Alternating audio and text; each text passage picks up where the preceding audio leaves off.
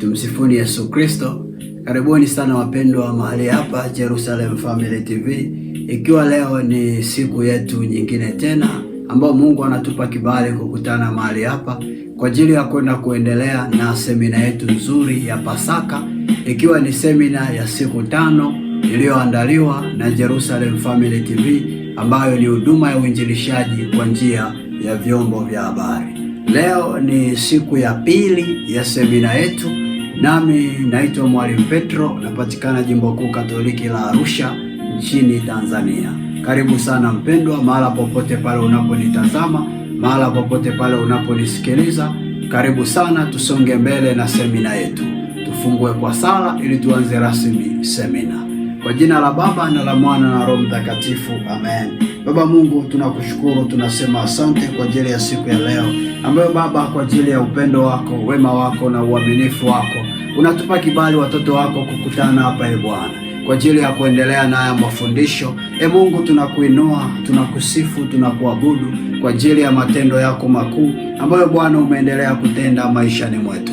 Tunakutukuza Alfa na Omega, tunakusifu niko ambaye uko, tukiamini Bwana mpaka tuko hapa, si kwa nguvu za mwanadamu wala si kwa mkono wa mwanadamu awaye yote, bali ni katika uweza wa nguvu na hekima yako Roho Mtakatifu ndiye ambayo imetusimamisha mpaka tumekutana siku ya leo. Tunanyenyekea kwako Roho Mtakatifu, tunaomba hata utusimamie muda huu Bwana, tunapoenda kuanza rasmi mafundisho. Tunaomba Roho Mtakatifu wewe ndio uwe mwalimu, usimame kufundisha, usimame kutujenga, ili kila mtoto wako aliyoko hapa Bwana apate kuimarishwa, apate kujengwa na kufanywa imara ndani yake, katika uweza wa jina la Yesu, tukiamini hakuna linaloshindikana Mungu mbele zako. Ndio maana Roho Mtakatifu tunajiachilia kabisa kwenye mikono yako iliyo salama. Tunaomba uendelee kutuimarisha na utupe kibali Bwana cha kusimama sawasawa na makusudio yako, katika uweza wa jina la Yesu Kristo, na kila mwenye pumzi aseme amen. Basi karibuni sana wapendwa. Leo ni siku nyingine tena ambao Mungu anatupa nafasi, tunakutana kuendelea na mafundisho ya semina yetu hii ya Pasaka. Basi kabla sijaanza kufundisha, naomba niweze kuwawekea matangazo machache. Tangazo letu la kwanza ni juu ya kongamano letu la maombi na shukrani litakalofanyika tarehe 6 mwezi wa 6 ndani ya jimbo la Dar es Salaam. Tumekuwa na kawaida kila mwaka tunakutana mara moja kwa ajili ya kufanya kongamano la uso kwa uso kila mwaka, na hili ni kongamano letu la 6, na utaratibu wa kushiriki hili kongamano ni unajisajili. Uliopo nje ya Dar es Salaam unajisajili, na unayetokea ndani ya Dar es Salaam pia unajisajili. Gharama ya usajili ni shilingi 60,000 kwa wale wanaotokea nje ya Dar es Salaam, na kwa wanaotokea ndani ya Dar es Salaam au wale ambao wana mahala pa kulala pa kujitegemea, gharama ni shilingi 30,000. Wapendwa, unaweza ukajisajili kupitia namba yetu ya 0719 08 60 17, 0719 08 60 17. Andika neno naomba kujisajili. Unaruhusiwa kuanza kulipia ada kidogo kidogo. Lakini pia tuna matendo ya huruma kwenye hili kongamano. Ni kongamano letu la shukrani, na ni kawaida yetu tunapomshukuru Mungu kuwakumbuka wahitaji. Na mwaka huu tumejipanga kwa ajili ya kufanya hivyo tena, na ndio maana tunakualika uweze kuchangia matendo ya huruma katika bajeti ya kongamano, takriban milioni 2 kuelekea na nusu. Unaweza ukaweka ahadi yako, kiasi chochote kile ulicho nacho, kwenye magrupu yetu ya WhatsApp na Telegram. Kila wakati tunaposti bajeti hapo. Unaweza ukaangalia katika yale mahitaji yaliyopo, ukaangalia ni lipi ambalo unalimudu, hata kama sio lote, kwa sehemu tu, 10,000, 5,000, 20,000, ni wewe tu kadiri ya uwezo Mungu aliyokujalia.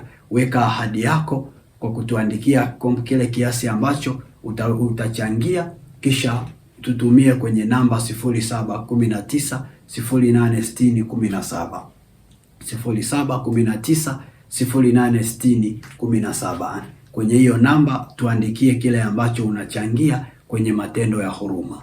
na unaweza ukaanza kukilipia kidogo kidogo mpaka kufikia ile tarehe ya kongamano ukawa tayari umeshakamilisha ahadi yako.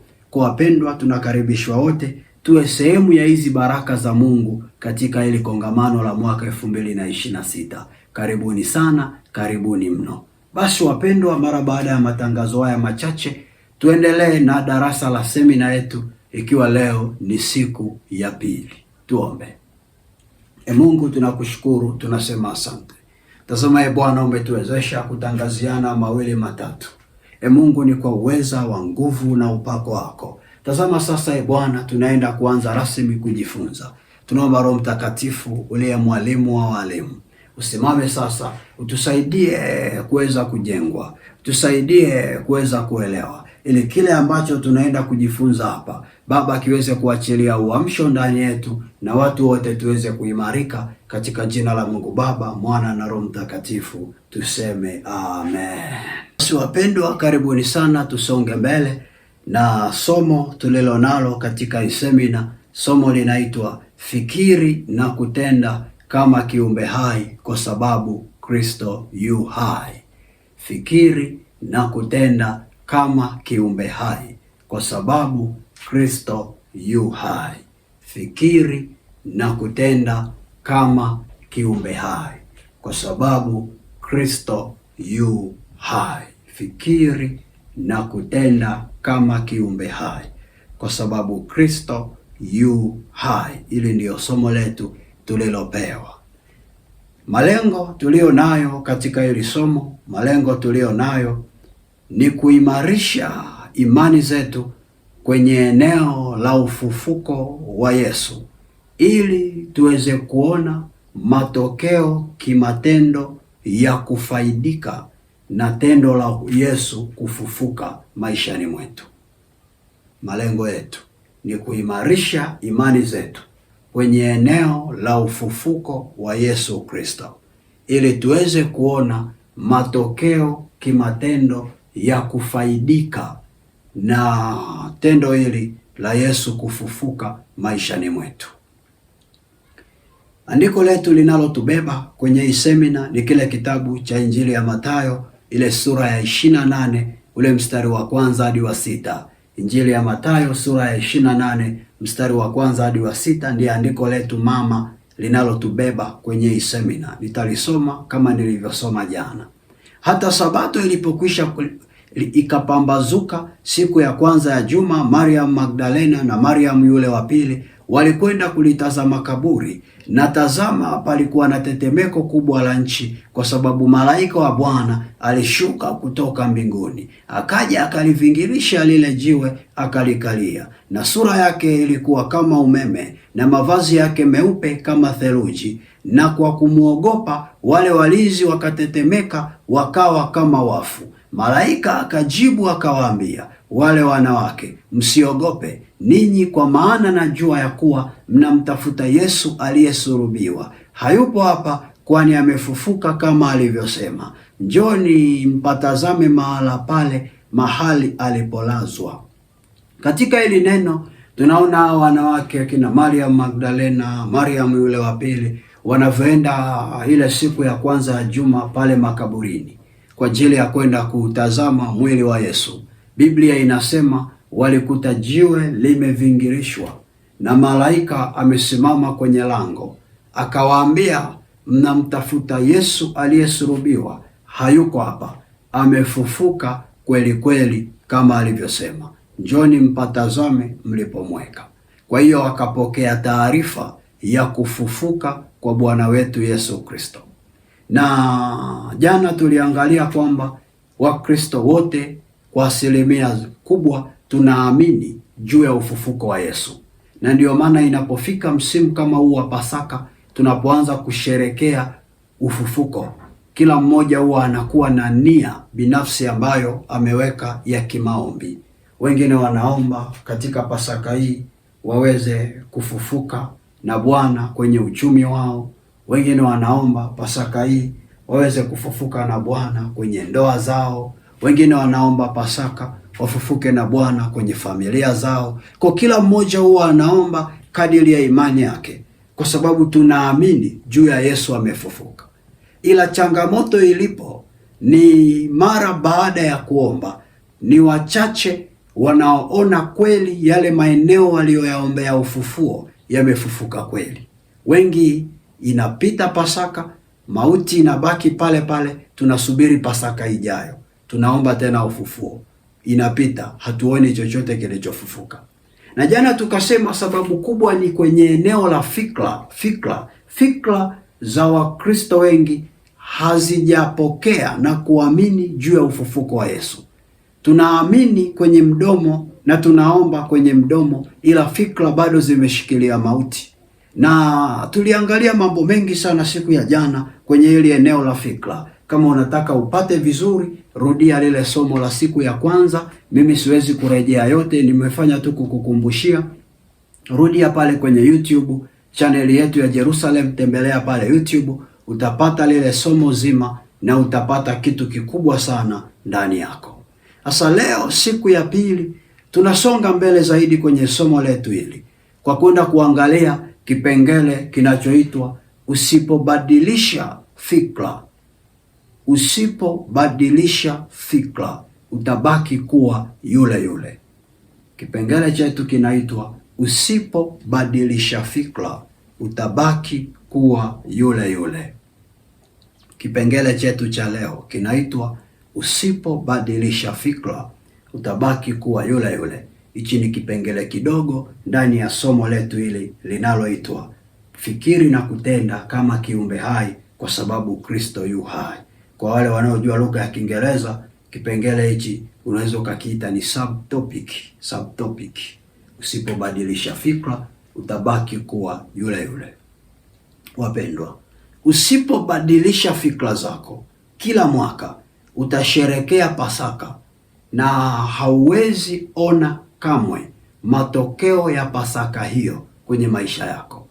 Usipobadilisha fikra, kila mwaka utasherekea Pasaka na hauwezi kuona kamwe matokeo ya Pasaka kwenye maisha yako.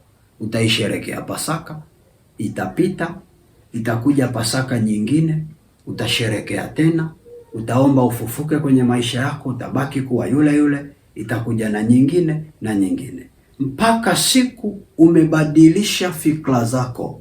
Ndio itakuwa mwanzo wa kila Pasaka inayokuja. Itakuachia faida ya matokeo ya kufufua mambo kwenye maisha yako. Haitakuacha kama ulivyo. Kwani mfano, haujawahi kuona mtu ambaye anaumwa, na akaombewa uponyaji juu ya ule ugonjwa wake, na mara baada ya kuombewa uponyaji, yeye akaendelea kujiona ni mgonjwa na akaendelea kujichukulia kama mgonjwa, na matokeo yake huyo mtu hawezi kuona kamwe matokeo ya yale maombi ya uponyaji, kwa sababu aliombewa ndio, ila fikra ziliendelea kumwambia we ni mgonjwa, kwa hawezi kuona uponyaji. Ni paka pale ambapo ameombewa au amejiombea akaamini nimepona, na fikra yake akaanza kuitengeneza katika mtazamo wa nimepona, hapo ndipo mtu anapoona matokeo ya uponyaji wake. Kwa wapendwa, wengi tumekamatwa kwenye hili eneo la fikra. Kitabu cha Wakorinto wa pili ile sura ya 4 mstari wa 11 hadi wa 12. Kuna kitu kizuri pale. Wakorinto wa pili sura ya 4 mstari wa 11 hadi wa 12. Wakorinto wa pili sura ya 4 mstari wa 11 hadi wa 12. Inasema namna hii. Wakorinto wa pili sura ya 4 11-12. Kwa maana sisi tulio hai siku zote twatolewa tufe kwa ajili ya Yesu, ili uzima wa Yesu nao udhihirishwe katika miili yetu ipatikanayo na mauti. Basi hapo mauti hufanya kazi ndani yetu, bali uzima ndani yenu. Kwa hiyo tunaambiwa kwamba sisi sote tuko hai na tunatolewa miili yetu ifanye kazi pamoja na Yesu, kwa sababu Yesu amedhihirisha uzima kwenye miili yetu. Yesu amedhihirisha uzima kwenye miili yetu. Lile tendo la Yesu kufufuka ilikuwa ni tendo la Yesu kudhihirisha uzima kwenye miili yetu. Kwa sababu amefufuka, ina maana uzima umedhihirishwa kwenye mwili wangu. Mimi sipo kwenye mauti tena, sipo kwenye utawala wa mauti tena, haupo kwenye utawala wa mauti tena, kwa sababu Yesu amefufuka, na lile tendo la yeye kufufuka limedhihirisha uzima ndani yako. Si kama tuko pamoja, kanisa la Mungu? Na kwa sababu hiyo mauti haifanyi kazi ndani yako. Mauti haifanyi kazi kwenye nyumba yako. Mauti haifanyi kazi kwenye uchumi wako. Mauti haifanyi kazi kwenye chochote ulicho nacho, bali uhai ndiye ambao unafanya kazi kwenye kila eneo la maisha yako, kwa sababu Yesu yuko ndani ya moyo wako na ameweka uzima. Sasa lazima fikra yako ikubaliane na hilo. Fikra yako lazima ikubaliane na hiyo, kwamba Yesu yuko ndani yangu, mauti haiko ndani yangu, uzima uko ndani yangu. Fikra zinapobadilika na kukubaliana na hili neno, ndipo matokeo ya udhihirisho wa uzima yanaanza kuonekana kwenye maeneo tofauti tofauti ya maisha yako. Si kama tuko sawa, kanisa la Mungu ali hai. Tumsifu Yesu Kristo, wana wa Mungu ali hai. Mungu anadhihirisha matendo yake ya uhai kwenye maisha yako kadiri ya fikra ulizonazo juu yake. Mungu anadhihirisha matendo yake ya uhai kwenye maisha yako kadiri ya fikra zako ulizonazo juu yake. Nasema hivi, Mungu anadhihirisha matokeo ya uhai wake kwenye maisha yako kadiri ya fikra zako ulizonazo juu yake. Ukiwa na fikra mfu, hutaona udhihirisho wa uhai. Ukiwa na fikra hai, utaona udhihirisho wa uhai. Acha tufanye Bible study kidogo upate picha pana ndani yako. Twende pamoja kwenye kile kitabu cha Yeremia. Yeremia sura ya kwanza, ule mstari wa 11 hadi wa 14. Yeremia sura ya kwanza, mstari wa 11 hadi wa 14. Yeremia sura ya kwanza, mstari wa 11 hadi wa 14, inasema namna hii: tena neno la Bwana likanijia kusema, Yeremia, waona nini? Nikasema, naona ufito wa mlozi. Ndipo Bwana akaniambia, umeona vema, kwa maana ninaliangalia neno langu ili nilitimize. Neno la Bwana likanijia mara ya pili kusema, waona nini? Nikasema, naona sufuria lenye maji yatokayo na mdomo wake unaelekea toka pande wa kaskazini. Ndipo Bwana akaniambia, toka kaskazini mabaya yatatokea na kuwapata watu wote wakao katika nchi hii. Nisikilize polepole. Mungu alimwambia Yeremia, unaona nini? Yeremia akamjibu kile anachoona. Mungu akamwambia, unaona vema, umeona vema. Akatoa maelekezo. Akamuuliza tena mara ya pili, unaona nini? Yeremia akasema tena kile anachoona. Mungu tena akapongeza na akasema, naliangalia neno langu ili nipate kulitimiza. Sasa kuna vitu kadhaa vya kuchambua hapa na kupata maana pana. Kwanza kabisa, huwezi kuona kitu ambacho haujakifikiria. Huwezi kuona kitu ambacho haujawahi kukifikiria.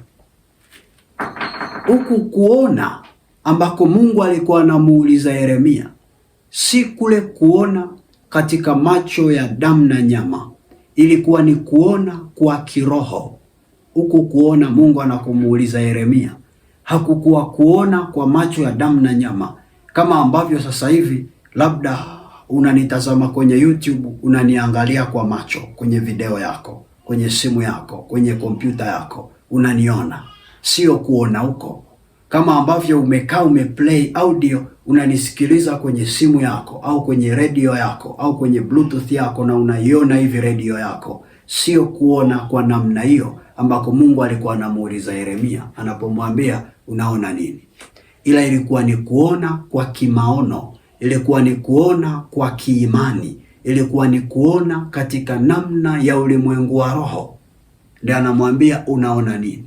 Asa huwezi kuona ulimwengu wa roho kama haujafikiri. Lazima ufikirie kwanza, ndipo upate kuona kile unachokiona rohoni. Kwa Mungu anapomwambia Yeremia unaona nini, ni sawa na angemwambia Yeremia unafikiria nini. Ni sawa na angemwambia namna hiyo, Yeremia unafikiria nini. Kwa Yeremia akamwambia nafikiria ufito wa mlozi, naona ufito wa mlozi, kwa sababu alianza kwanza kufikiria juu ya ufito wa mlozi. Kwenye fikra zake alipofikiri ndipo akauona, ndipo akamjibu Bwana. Mungu akamwambia umeona vema. Kwa ni sawa na kumwambia umefikiria vema. Akamuuliza swali la pili, unaona nini? Akasema naona sufuria lenye maji yatokayo. Ina maana alikaa akafikiria juu ya sufuria, akalifikiria na kwenye zile fikra akaliona, akamjibu Bwana. Mpendwa, kitu chochote kile unachokiona kimaono lazima ukifikirie kwanza.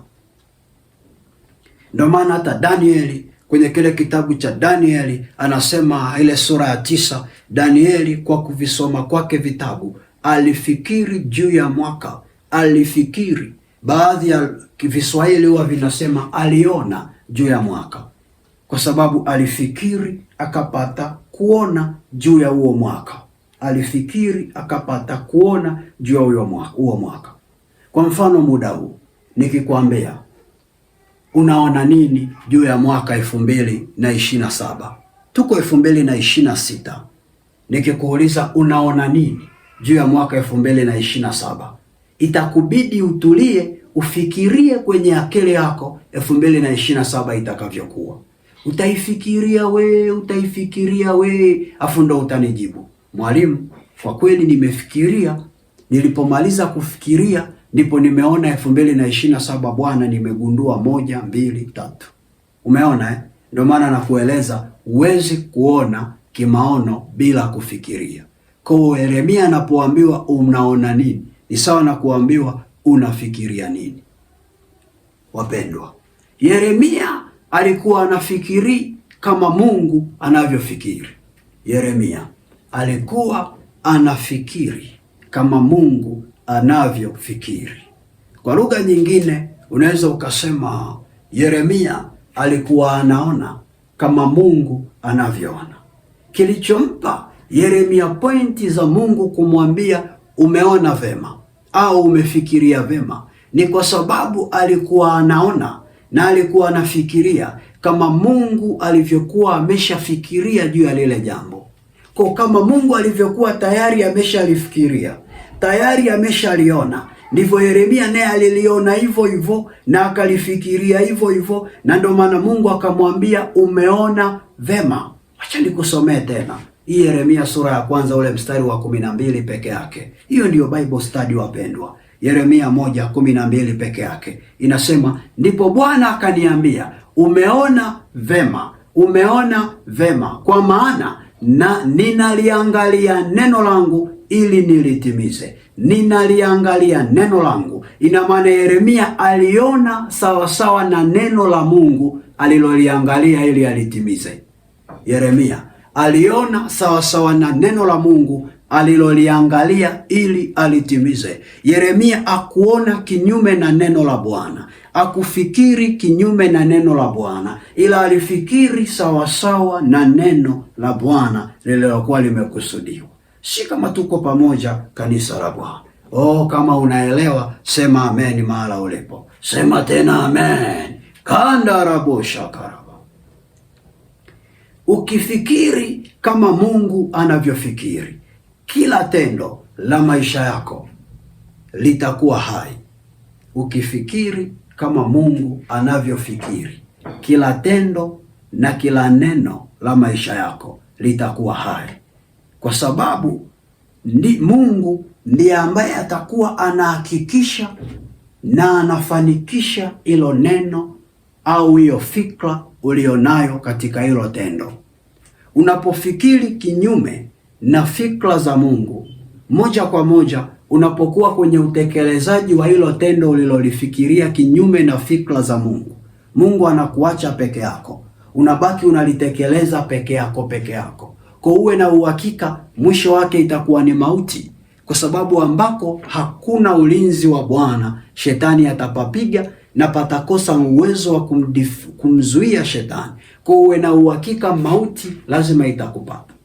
Na ndio maana watu wengi mlioanza safari za maisha katika fikra zenu wenyewe, wengi mambo yenu mengi huwa yanaishia njiani, kwa sababu hayajaanza katika neno la Bwana, hayajaanza katika fikra ya Bwana, na ndiyo maana yameishia njiani.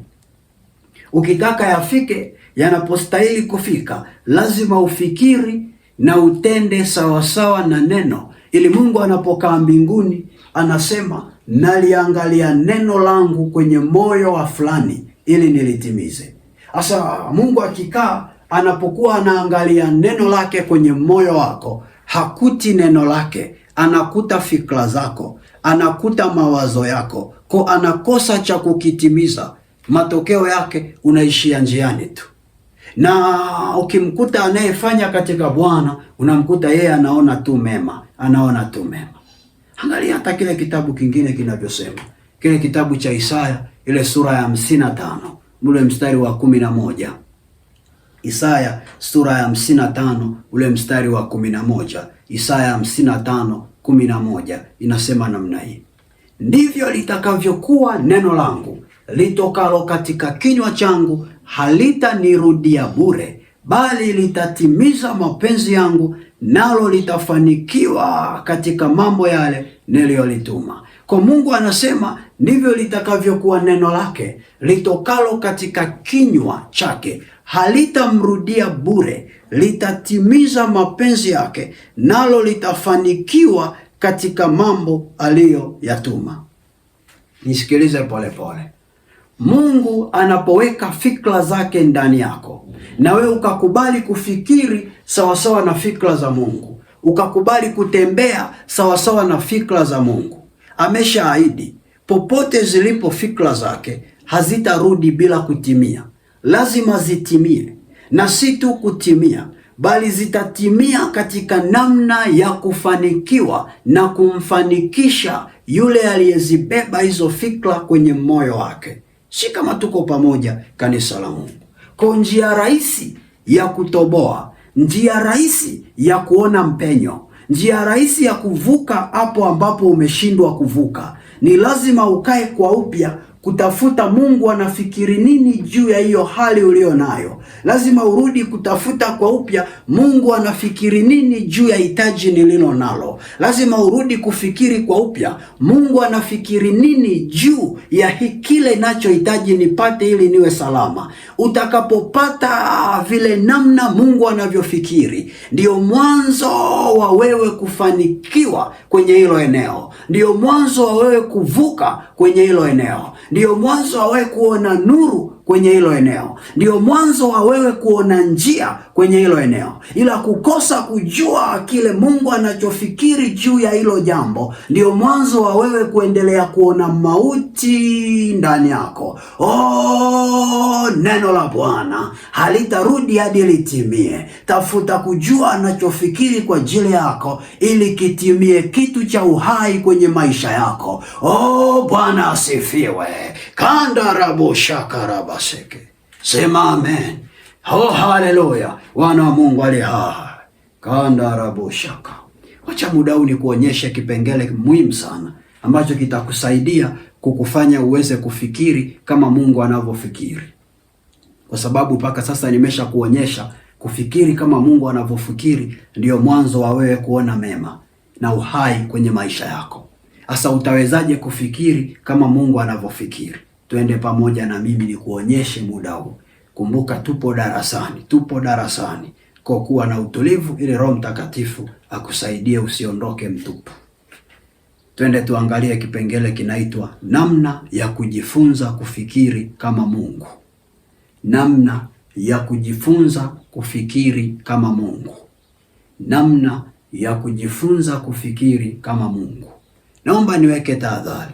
Ukweli ni kwamba hakuna mwanadamu ambaye kwa 100% anaweza akafaulu kufikiri kama Mungu anavyofikiri. Hakuna. Ila wote kwa sehemu tunapewa neema ya kuwezeshwa kujifunza kwa sehemu fulani, kuweza kufikiri kama Mungu anavyofikiri. Kwa hiyo naomba uwe na utulivu wa kutosha kunifuata step by step ili uweze kupata kisehemu chako cha kukusaidia katika safari yako ya wokovu na maisha ya kiroho ya kujua namna Mungu anavyofikiri kwenye maisha yako. Tuanze na ile namna ya kwanza. Ziko namna kadhaa. Kile ambacho Mungu ataniwezesha kuenda nacho kwa leo, tutashukuru, kesho tutaendelea. Tuanze na namna ya kwanza. Namna ya kwanza ya kujifunza Mungu anavyofikiri. Namna ya kwanza.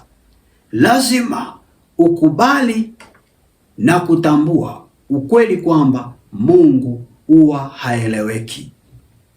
Lazima ukubali na kutambua ukweli kwamba Mungu huwa haeleweki.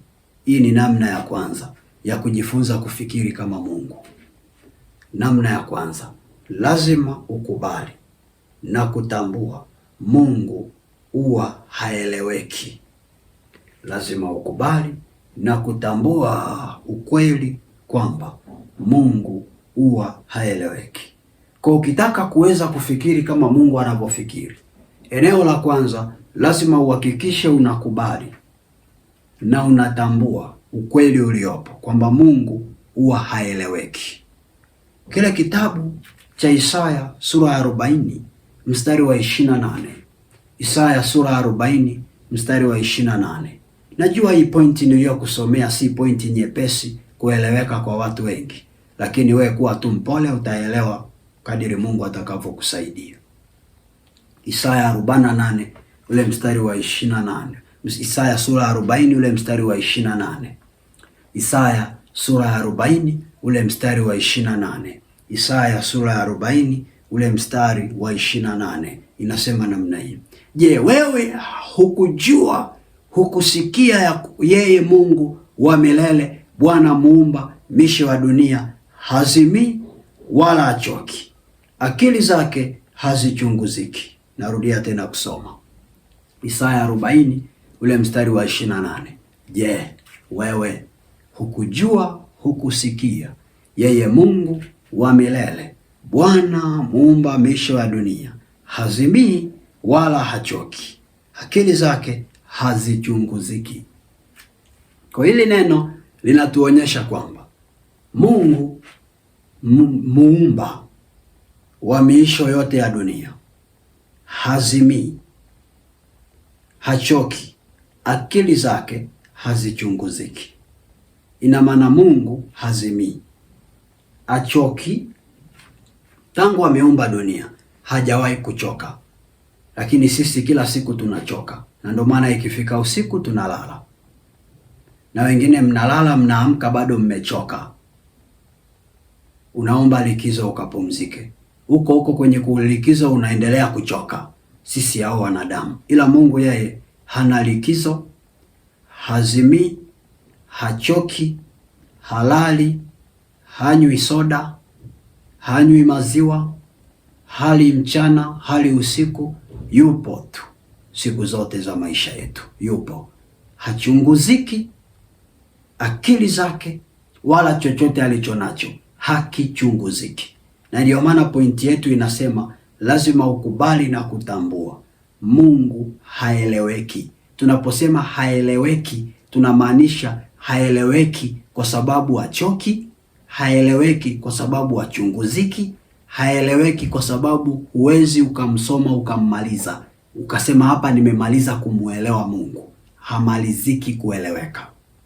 Wapendwa, acha niwaonyeshe mifano kadhaa ikusaidie kutanua uelewa ndani yako. Mifano kadhaa. Tuanze na mfano wa kwanza. Mfano wa kwanza. Kuna wakati anawabariki watu wabaya na wewe unayejiona mwema unabaki. Mungu, kuna wakati anawabariki watu wabaya na wewe unayejiona ni mwema unabaki. Wapendwa, Mungu kuna wakati anawabariki watu wabaya, wewe unayejiona mwema unabaki pale pale ukiteseka, ila watu wabaya anawabariki. Huyo ndio Mungu. Angalia kile kitabu cha Samueli wa pili sura ya 22 ule mstari wa 17 hadi wa 18. Hichi kitu kilimsumbua sana Daudi, kilimsumbua sana Daudi. Angalia upate ushahidi. Ile Samueli wa pili sura ya 22 ule mstari wa 17 hadi wa 18. Samueli wa pili ile sura ya 22 mstari wa 17 hadi wa 18 inasema namna hii: alipeleka kutoka juu, akanishika, akanitoa katika maji mengi, akaniokoa na adui yangu mwenye nguvu na wale wanaonichukia, maana walikuwa na nguvu kuliko mimi. Unaona Daudi anachosema kwamba Mungu akampeleka, akamtoa juu, akamshika, akamtoa katika maji mengi, akamuokoa dhidi ya adui zake. Na Daudi anasema hao adui walikuwa wana nguvu kuliko yeye. Umeona eh?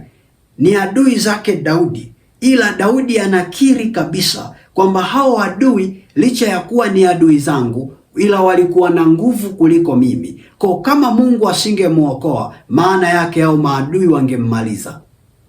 Ndiyo maana yake. Maana anaposema Mungu aliniokoa kwa adui walio na nguvu kuliko mimi, tafsiri nyepesi ni kwamba kama Mungu asingemuokoa, au maadui walikuwa wanammaliza kwa sababu walikuwa na nguvu kuliko yeye Daudi.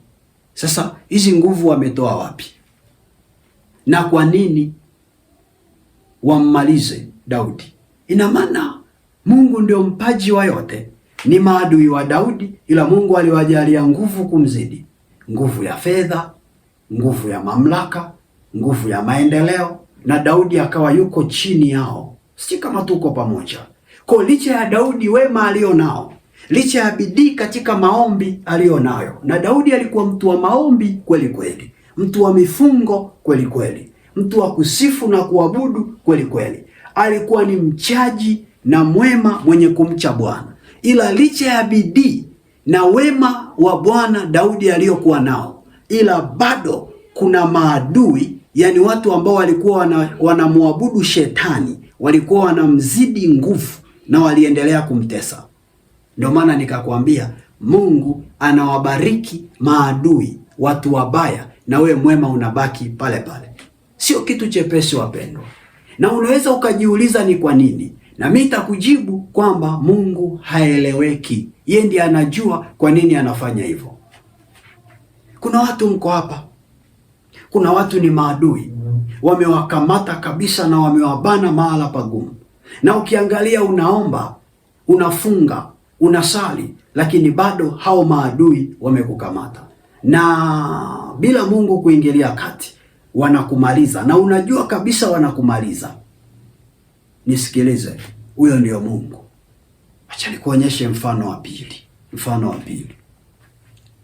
Kuna wakati Mungu ataruhusu unyang'anyane faida na wachawi ambao unajua kabisa hawa ni wachawi, ila hata kutenga nao.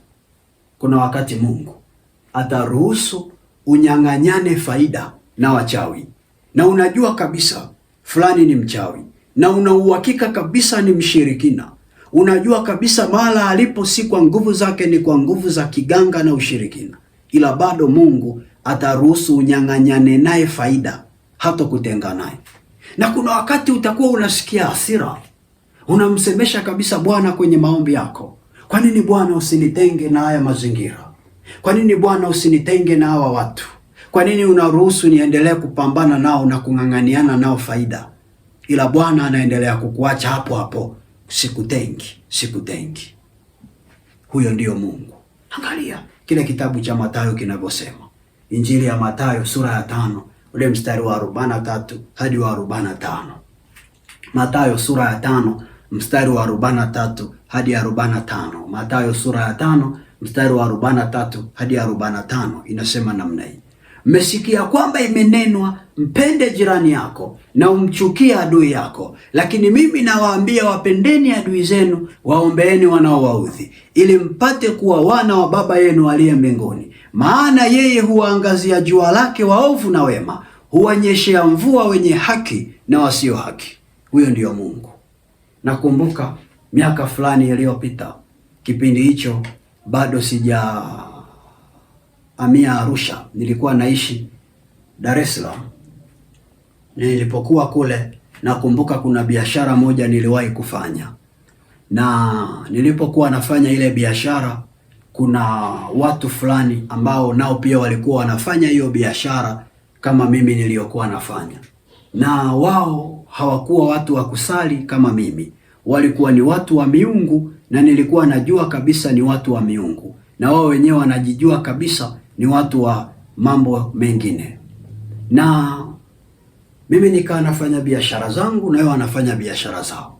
Wateja wangu wakawa ndio wateja wao, na wateja wao ndio wakawa wateja wangu. Kitu cha ajabu, wale jamaa wakawa na mtaji mkubwa kuliko mtaji wangu mimi. Kuna wakati ikafika naenda kuchukua vitu kwao kwa udhani, ninaenda kuchukua vitu kwao.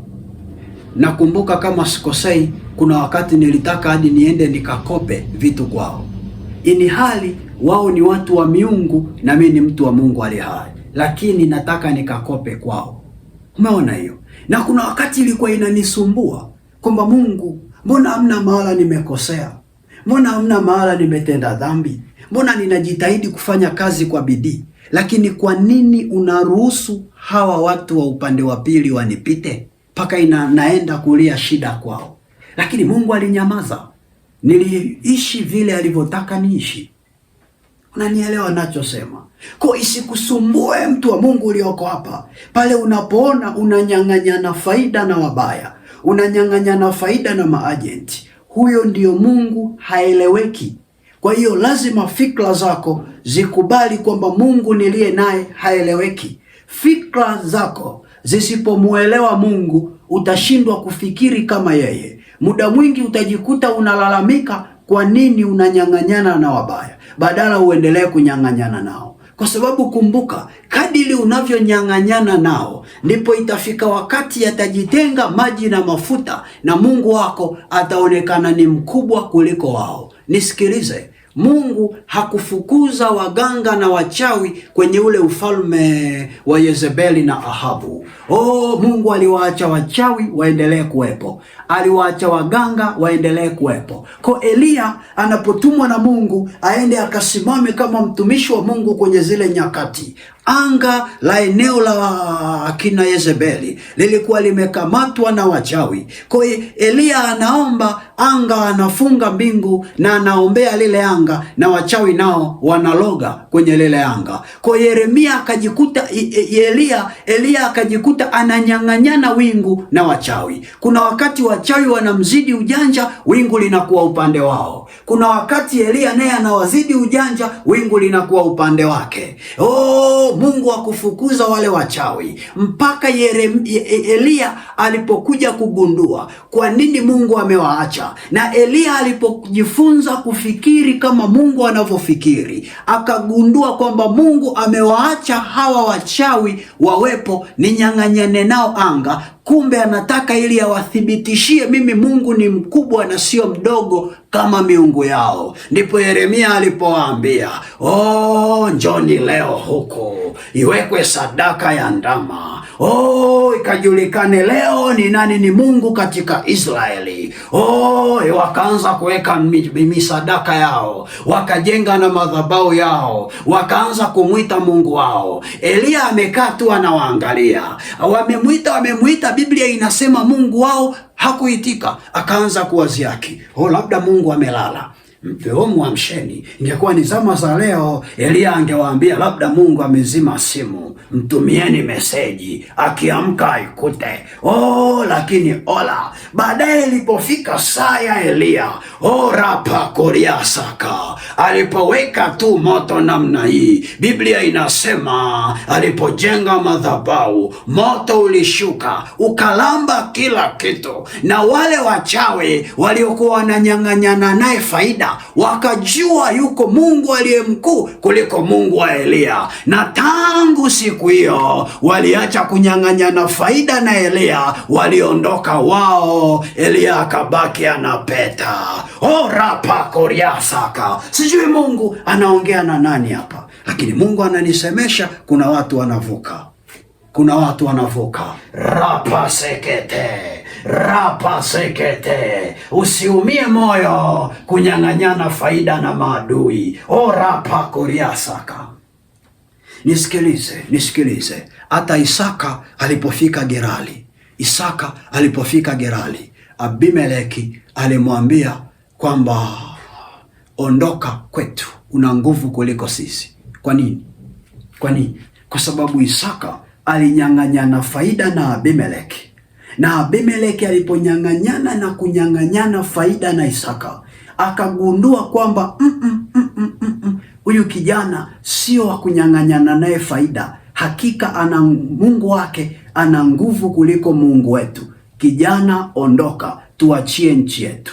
Kwa kuna wakati Mungu anaruhusu unyang'anyane nao faida ili wajue yeye ni nani kwao, wajue alivyo mkuu kwao. Usikatae kunyang'anyana nao faida. Jifunze kufikiri kama Mungu anavyofikiri. Kubali kukaa hapo, unyang'anyane nao faida. Saa ya Bwana itakapofika, utajua kwa nini ulikuwa hapo. Utajua kwa nini ulikuwa hapo. Utajua kwa nini uliacha uangamizwe. Rapa koriasaka. Mungu akusaidia kuelewa. Kandarabushaka. Sema amen mahala ulipo. Tuende pointi ya pili. Tumalizie na pointi ya pili.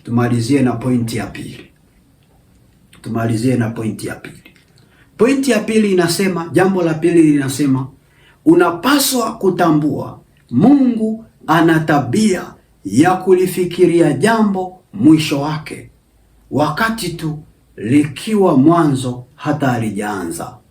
Mungu, unapaswa kutambua Mungu ana tabia ya kulifikiria jambo mwisho wake, wakati tu likiwa mwanzo hata halijaanza. Mungu ana tabia ya kulifikiria jambo mwisho wake, likiwa tu mwanzo kabla halijaanza. Sawa na kile kitabu cha Isaya, ile sura ya 46 ule mstari wa 10. Kitabu cha Isaya sura ya 46 ule mstari wa 10. Isaya sura ya 46 mstari wa 10 inasema namna hii: nitangazaye mwisho tangu mwanzo, na tangu zamani za kale mambo yasiyotendeka bado, nikisema shauri langu litasimama, nami nitatenda mapenzi yangu yote. Kwa Mungu anatangaza mwanzo wa tukio, ndipo yeye anatangaza mwisho. Na ndio maana anasema nikitangaza mwanzo tangu mwanzo, mwisho tangu mwanzo. Nikitangaza mwisho tangu mwanzo. Kwa mfano, labda unasafiri, unaenda labda Kigoma, unatokea Arusha unaenda Kigoma. Sasa kabla hujaanza safari, Mungu anakaa namna hii, anaangalia safari yako mwisho utakapofika itakuwaje. Anarudi anakuambia safiri salama, kwa sababu nimeiangalia hii safari utafika salama. Kwa unakaa kwenye gari namna hii, unakuwa una uhakika kwamba nimeshahakikishiwa kufika salama, kwa sababu tayari Mungu alishaangalia mwisho ukiwa mwanzo. Au labda kwa mfano unapenda kuangalia movie, kuna baadhi ya watu anakaa kuiangalia movie namna hii, anaamua kuangalia kipande cha mwisho movie itaishaje. Kwa unakuta hata wengine wanaangalia movie pale mwanzoni, wanaangalia season ya kwanza, season ya pili, wanaona namna movie inavyoendelea, wanakuwa wanaogopa, wanapata masikitiko, lakini kuna mtu yeye anacheka tu, kwa sababu anajua movie itaishaje, kwa sababu tayari alishachungulia episodi ya mwisho ilivyokuwa. Si kama tuko pamoja, kanisa la Mungu? Sasa huyo ndio Mungu namna alivyo. Huwa ana tabia ya kuangalia episodi ya mwisho ya safari yako, ukiwa hata uko mwanzoni, hata kabla hujaanza safari. Wana wa Israeli kabla hawajatoka Misri, wakiwa tu wapo pale Misri, Mungu alikuwa ameshatangaza mwisho wa safari yao ukoje. Kabla hawajatoka Misri, Mungu alikuwa ameshatangaza mwisho wa safari yao utakavyokuwa. Angalia pamoja nami kile kitabu cha Kutoka, ile sura ya 3 mstari wa 7 hadi wa 10. Kitabu cha Kutoka sura ya 3 mstari wa 7 hadi wa 10. Kutoka sura ya 3 mstari wa 7 hadi wa 10 inasema namna hii: Bwana akasema, hakika nimeyaona mateso ya watu wangu walioko Misri, nami nimekisikia kilio chao kwa sababu ya wasimamizi wao, maana nayajua maumivu yao. Nami nimeshuka ili niwaokoe na mikono ya Wamisri, niwapandishe kutoka nchi ile hata nchi njema, kisha pana nchi ijayo maziwa na asali, hata mahala pa Mkanani na Mhiti na Mwamori na Mperezi na Mhivi na Myebusi. Basi tazama, kilio cha wana wa Israeli kimenifikiria, tena nimeyaona mateso yao ambayo Wamisri wanawatesa. Haya basi, ninakutuma sasa kwa Farao ili upate kuwatoa watu wangu hao wana wa Israeli katika Misri. Kwa hiyo Mungu anamtuma Musa aende akawatoe wana wa Israeli Misri, na anamwambia kawatoe upate kuwaleta nchi ijayo maziwa na asali. Kumbuka muda ambao Mungu anamsemesha Musa haya maelekezo, ilikuwa bado Musa hajawatoa. Kwa Musa anaenda kuwatoa akiwa anajua kwamba ninapowapeleka pamejaa maziwa na asali. Ameshatangaziwa mwisho akiwa mwanzo. Musa naye anaenda kwa Waisraeli, naye anawaambia vile vile, Mungu wa baba zenu amenituma nije niwatoe, niwapeleke nchi ijayo maziwa na asali. Anawatajia mwisho wa safari kabla hata hawajaianza. Huyo ndio Mungu alivyo. Licha ya kwamba njiani walipoanza safari walikutana na vikwazo vingi, walikutana na majaribu mengi, walikutana na changamoto nyingi za kuhakikisha zinawazuia wasifike kwenye ile mwisho waliotangaziwa. Lakini kwa sababu Mungu alishatangaza na alishasema neno langu halitarudi hadi litimie, hadi lifanikiwe, alihakikisha anawapigania mpaka walifika kwenye ule mwisho. Ikiwa inamaanisha nini? Kwamba Mungu anapokutangazia mwisho ukiwa mwanzo, vita vitakuja, changamoto zitakuja, ila hazitakuzuia kufika kwenye ule mwisho uliotangaziwa na Bwana.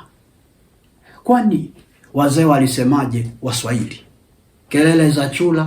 Kelele za chura hote unajua, hazimzui tembo kunywa maji. Atapiga kelele lakini tembo atakunywa maji. Sio mistari ya Biblia, lakini ni hekima ya wazee ambayo ina maana. Wapendwa, hata Yusufu alitangaziwa mwisho akiwa mwanzo. Yusufu alitangaziwa mwisho akiwa mwanzo. Acha nikuonyeshe habari ya Yusufu kwenye kile kitabu cha Mwanzo, ile sura ya 37, ule mstari wa 5 hadi wa 11. Mwanzo 37 mstari wa 5 hadi wa 11. Mwanzo 37 5-11 inasema namna hii: Yusufu akaota ndoto, akawapa ndugu zake habari, nao wakazidi kumchukia. Akawaambia, tafadhali sikieni ndoto hii niliota. Tazama, sisi tulikuwa tukifunga miganda shambani, kumbe miganda wangu ukaondoka ukasimama, na tazama miganda yenu ikaizunguka ikainama mbele ya mganda wangu. Ndugu zake wakamwambia, je, kweli wewe utatumiliki sisi, nawe utatutawala sisi? Wakazidi kumchukia kwa ajili ya ndoto yake na kwa maneno yake. Akaota tena ndoto nyingine, akawaambia ndugu zake akasema, angalieni, nimeota ndoto nyingine, na tazama jua na mwezi na nyota 11 zikiniinamia. Akawaambia baba yake na ndugu zake. Baba yake akamkemea akamwambia, ni ndoto gani hii uliyoota? Je, mimi na mama yako na ndugu zako tutakuja tukusujudia hata nchi? Ndugu zake wakamhusudu, bali baba yake akahifadhi neno hili. Nisikilize, Mungu alimtangazia Yusufu mwisho akiwa mwanzo, hata hajaanza safari tayari Mungu akamwonyesha mwisho wako wa hii safari, ndugu zako watakuja kukuinamia. Na ndugu zake waliposikia ile taarifa kwamba mwisho wa safari ya Yusufu tutamuinamia, walimchukia kwa sababu hiyo. Nisikilize polepole. Inatokea Mungu anatangaza mwisho wa safari yako na ndugu zako wanapata nafasi ya kusikia mwisho wa safari yako, uwe na uhakika hakuna ndugu atakaye kupenda. Na ndio maana kuna watu mnachukiwa na ndugu zenu. Na unajua Mungu anapotangaza mwisho wa safari yako ukiwa mwanzo, utajikuta tu ndugu wanakuchukia na hakuna hata kitu kibaya umewahi kuwafanyia, ila tu ndugu zako hawakupendi.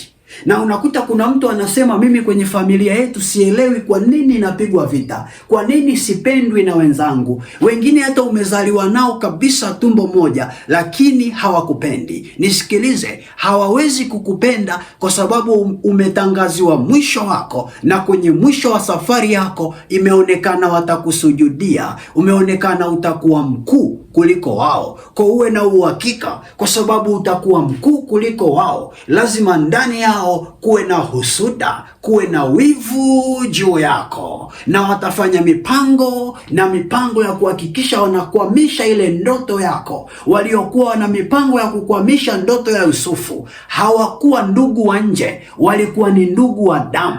Ndio walioinuka kuhakikisha ndoto ya Yusufu haitimii. Walipigana vita kumuuza, na kadiri walipozidi kumfanyia hila, kumbe ndipo walipokuwa wanamfikisha kwenye ile hatima yake.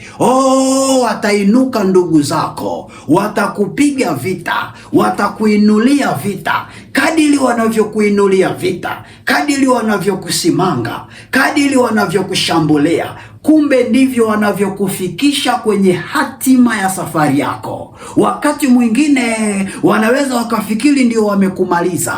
Walimpiga Yusufu, wakafikiri wamemmaliza, wakamtupa na kwenye kishimo. Wakasema tumuuze kwa Wamidiani. Wakafikiri ndio wamefuta historia yake mazima. Nisikilize, kuna wakati watafikiri historia yako ndio imefutika, kumbe Bwana amekulaza kwa muda. Bwana amekaa mbinguni anasema, wacha Pasaka ije, wacha Pasaka ije. Pasaka ilipokuja, Yusufu alifufukia Misri, alifufukia Misri wasipopatarajia ndugu zake, ndipo pale alipofufukia. Pasaka imekuja. Ni saa yako ya kufufukia Misri. Sijui ni Misri gani Bwana ataruhusu ufufukie hapo. Utafufukia hapo, utafufukia hapo.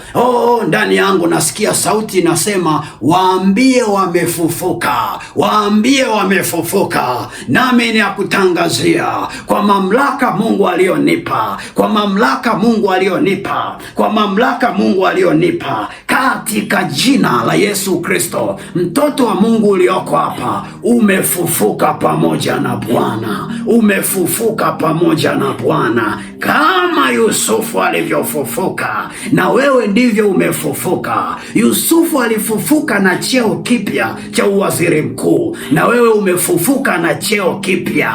Yusufu alifufuka na heshima mpya, na wewe umefufuka na heshima mpya. Yusufu alifufuka na mshahara mkubwa, na wewe umefufuka na mshahara mkubwa. Kila la Yusufu lilifufuka na ushindi, na wewe umefufuka na ushindi. Rapapapapapa rekete rekete rekete orabashandarabasiki.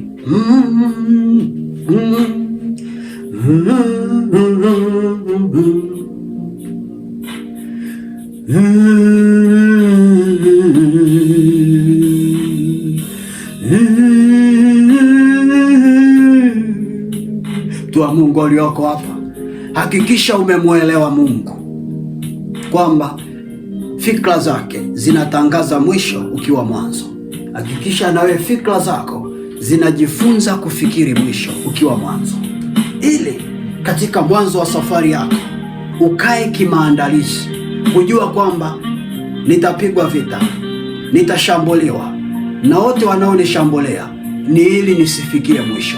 Kwa fikra zako ziamke kwamba vita hii na mashambulizi haya sitaruhusu yanizuie kufika Mungu anapotaka nifike. Hii ni kauli mbiu yetu sote.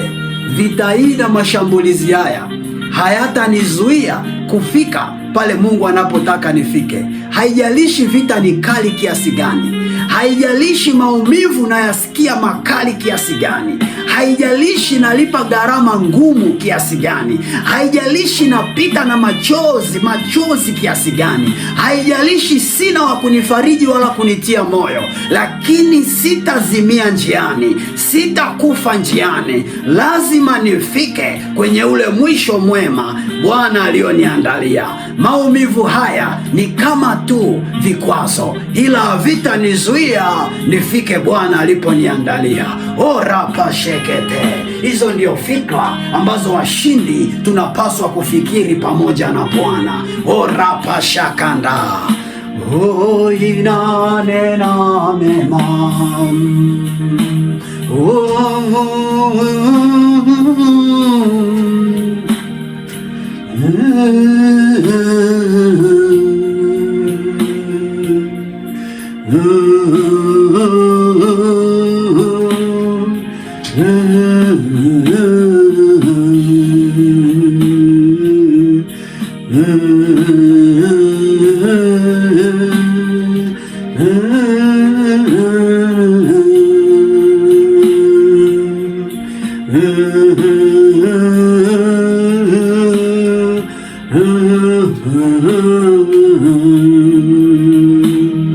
Nasikia ndani yangu Roho Mtakatifu anasema waombee kupigwa jeki, waombee kupigwa jeki. Maana yake waombee maombi ya kuinuka, maombi ya kuinuka kwenye fikra zao, waone mwisho wakiwa mwanzo na wasikubali kukaa hapo. Maana kuna watu mmekaa, kuna watu mmekaa rapa shekete, kuna watu mmeinama raba shenderebo sakata, pale ambapo umesikia hili somo na kuna mahala unajiona kabisa unahitaji kuvushwa. Nataka niombe Mungu akuvushe, nataka niombe Mungu akusaidie kuinuka ili fikra zako ziwe kama za Bwana. Rapa sekete. Baba, katika jina la Yesu Kristo, Baba ninakushukuru, nasema asante kwa ajili ya hili neno lako ambalo Bwana umeliachilia siku ya leo. Baba, yamkini kuna watoto wako hapa Bwana, wanapita mahala pagumu ambapo kiasi ambacho hakuna mtu anaweza wakamweleza akawaelewa. Wako wengine wanapita mahala pagumu kiasi ambacho wamerudia na kurudia kufunga na kuomba ili wavuke na hawajavuka. Wako wengine wanapita kwenye maswali magumu ambayo Mungu Baba wanajiuliza kila wakati na hawapati majibu. Mungu uliye hai, katika uweza wa jina la Yesu Kristo, asante kwa ajili ya hili neno. Limekuja wakati sahihi, limekuja nyakati sahihi kwa ajili ya kutusaidia Bwana, pale ambapo wakina Yusufu wamekwama, kwa sababu ulitangazwa mwisho wao na kuna watu wakainuka kuwapiga vita kuhakikisha kwamba hawaufikii huo mwisho.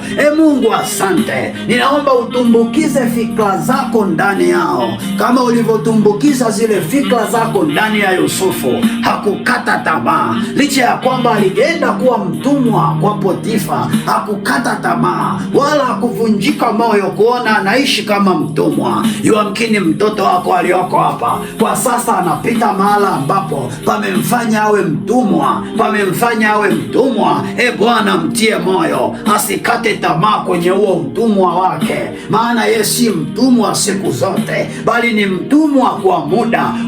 Kama Potifa angejua kwamba huyu Yusufu naye mtumikisha leo ndiyo waziri mkuu wa taifa langu la kesho, yamkini asingeruhusu awe mtumwa wake. Ndivyo Mungu Baba, yamkini wale watu hawajui huyu mtoto wako ni waziri mkuu baadaye, hawajui mamlaka aliyo nayo baadaye, ndiyo maana wanamsimanga na kumfanyia manyanyaso. Bwana warehemu, maana wangalifumbuliwa macho wamjue huyu mtoto wako ni nani, hata wasingethubutu kumtenda wanavyomtenda. Orapashakata. Yusufu wa kubeba kinyongo, Yusufu wa kubeba hasira, Yusufu wa kubeba chuki kwa Farao, bali Yusufu alisamehe. Ndivyo Mungu unavyomwombea huyu mtoto wako kwenye hichi kipindi ambacho kuna wakina Potifa wanampitisha pabaya, kuna wakina Potifa wanamtesa. Yesu msaidie asibebe kinyongo juu yao, na hata yule aliyebeba kinyongo mpe neema apate kukiachilia, kama ulivyompa hiyo neema Yusufu. Baba, mpe na huyo mtoto wako aachilie hicho kinyongo, aachilie hicho kinyongo katika jina la Yesu, katika jina la Yesu. Rapa shakata. Najua si wakati mwepesi kwake, wengine wako kwenye gereza. Hata Yusufu Bwana alitumbukizwa gerezani, lakini Mungu, fikra zako zilikuwemo ndani yake, ndio maana kule gerezani aliendelea kusimama imara, hakukuasi wewe Bwana. Msaidie hata huyu mtoto wako, hilo gereza alilotumbukizwa, asikuache, aendelee kukuamini, aendelee kukushika, aendelee kutembea na wewe. Nawe Bwana, ninakuamini katikati ya kutembea na wewe umo gerezani, utafanya namna ya kumtoa, Rapa shakata, rapa sekete. Saa ilipofika, Yusufu aliwekwa kwenye mamlaka yake.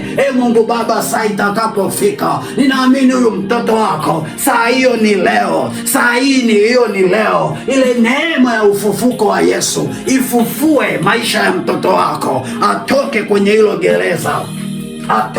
hilo gereza, asimame kwenye utukufu Bwana uliomwandalia kwenye maisha yake, aketi pale ambako Bwana umemwandalia kuketi, katika jina la Yesu. Rapa sekete. Ndiyo Bwana, asante Yesu kwa sababu umetenda, asante Yesu kwa sababu umefanya.